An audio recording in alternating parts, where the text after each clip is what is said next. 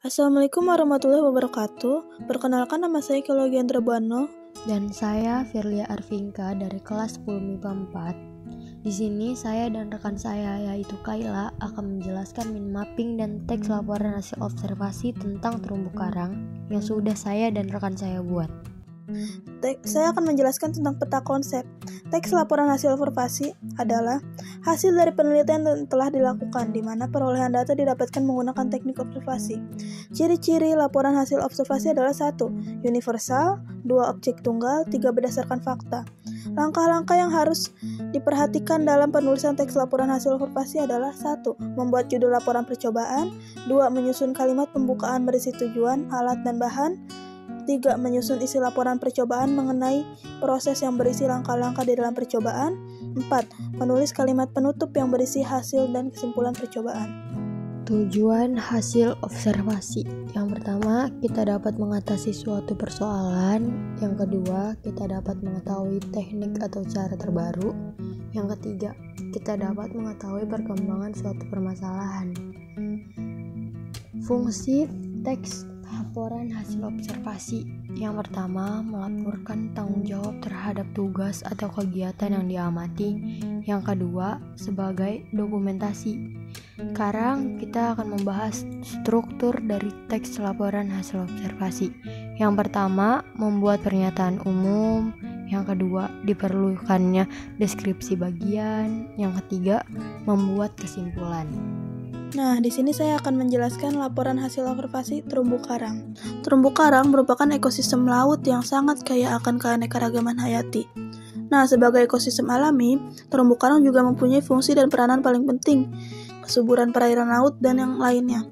Terumbu karang di Indonesia sangat besar ukurannya, antara 60.000 km dan 85.000 km. Namun, hal yang memprihatinkan adalah 73% yang mengalami kerusakan, jadi yang kondisinya baik hanya 23%. Terumbu karang juga diklasifikasikan berdasarkan banyak faktor. Ada yang berdasarkan kemampuan, memproduksi kapur, bentuk dan tempat tumbuh, ada juga yang berdasarkan letaknya, serta berdasarkan zonasinya. Nah, terumbu karang juga dibedakan menjadi karang hermatipik dan karang ahermatipik. Apa beda dari kedua itu? Bedanya adalah, kalau yang hermatipik adalah karang yang dapat membentuk bangunan karang dan penyebarannya hanya ditemukan di daerah tropis. Sedangkan karang ahermatipik tidak menghasilkan terumbu dan kelompoknya yang tersebar luas di seluruh dunia. Ternyata terumbu karang juga dibedakan berdasarkan bentuk dan tempat tumbuh. Terumbu karang adalah punggungan laut yang terbentuk oleh hewan atau oleh bantuan kapur di laut dangkal. Nah, karang atau koral adalah hewan kolonal yang tersusun atas puluhan atau jutaan individu yang disebut juga polip. Karang terumbu juga bisa disebut hermatipik atau hermatipik koral. Jenis-jenis terumbu karang di ekosistemnya di dasar laut tropis adalah moluska, krustasea, echinodermata, polychaeta, porifera, dan tunicata, serta biota-biota lain yang hidup bebas di perairan sekitarnya, termasuk jenis-jenis plankton dan jenis-jenis nekton. Berdasarkan letaknya, terumbu karang dibedakan menjadi 4, yaitu terumbu karang tepi, terumbu karang penghalang, terumbu karang cincin, dan terumbu karang datar. Yang pertama, terumbu karang tepi atau bisa disebut karang penerus adalah jenis terumbu karang paling sederhana dan paling banyak ditemui di pinggir pantai yang terletak di daerah tropis. Terumbu karang tepi berkembang di mayoritas pesisir pantai dan pulau-pulau besar. Perkembangannya bisa mencapai kedalaman 40 meter dengan pertumbuhan ke atas dan ke arah luar menuju laut lepas. Contoh, Bunaken yaitu Sulawesi, Pulau Panaitan yaitu Banten, Nusa Dua yaitu Bali, dan lain-lain. Secara umum, terumbu karang penghalang atau bisa disebut barrier reefs menyerupai terumbu karang tepi. Hanya saja jenis ini hidup lebih jauh dari pinggir pantai.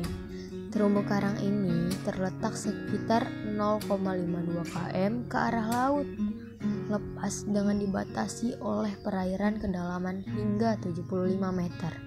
Umumnya, karang penghalang tumbuh di sekitar pulau sangat besar atau benua dan membentuk gugusan pulau karang yang terputus-putus. Contohnya Batuan Tengah yaitu Bintan atau Kepulauan Riau, dan Spermonde yaitu Sulawesi Selatan. Dan ada lagi nih Kepulauan Banggai yaitu Sulawesi Tengah. Terumbu karang cincin merupakan terumbu karang yang berbentuk cincin dan berukuran sangat besar menyerupai pulau, atau banyak ditemukan pada daerah tropis di Samudra Atlantik. Terumbu karang yang berbentuk cincin yang mengelilingi batas dari pulau vulkanik yang tenggelam sehingga tidak terdapat pembatasan dengan daratan. Terumbu karang datar atau gosong terumbu, patch reefs, kadang-kadang disebut juga sebagai pulau datar atau bisa disebut Viet Island. Terumbu ini tumbuh dari bawah ke atas sampai ke permukaan dan dalam kurang waktu geologis membantu pembentukan pulau datar. Umumnya pulau ini akan berkembang secara horizontal atau vertikal dengan kedalaman relatif dangkal. Contohnya Kepulauan Seribu yaitu DKI Jakarta, Kepulauan Ujung yaitu Ujung Batu, Aceh. Berdasarkan zonasi, terumbu karang dibedakan menjadi terumbu karang yang menghadap ke angin, terumbu karang yang mengarah ke dataran dan membelakangi angin. Terumbu yang menghadap angin merupakan terumbu karang yang sisinya menghadap arah datangnya angin. Terumbu karang yang menghadap dataran pulau disebut juga dengan pematang alga. Terumbu yang membelakangi angin yaitu leeward trend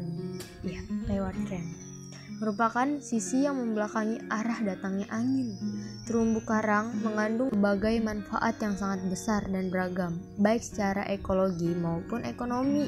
Estimasi jenis manfaat yang terkandung dalam terumbu karang tidak dapat diidentifikasi menjadi dua, yaitu manfaat langsung dan manfaat tidak langsung.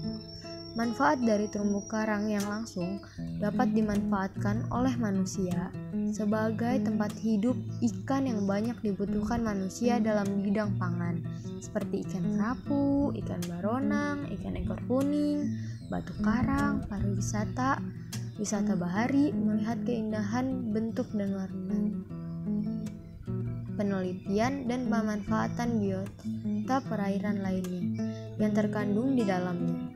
Sedangkan yang termasuk dalam pemanfaatan tidak langsung adalah sebagai penahan abrasi pantai disebabkan gelombang dan ombak laut, serta sebagai sumber keanekaragaman hayati. Sekian dari saya dan rekan saya. Mohon maaf apabila ada salah kata. Wassalamualaikum warahmatullahi wabarakatuh.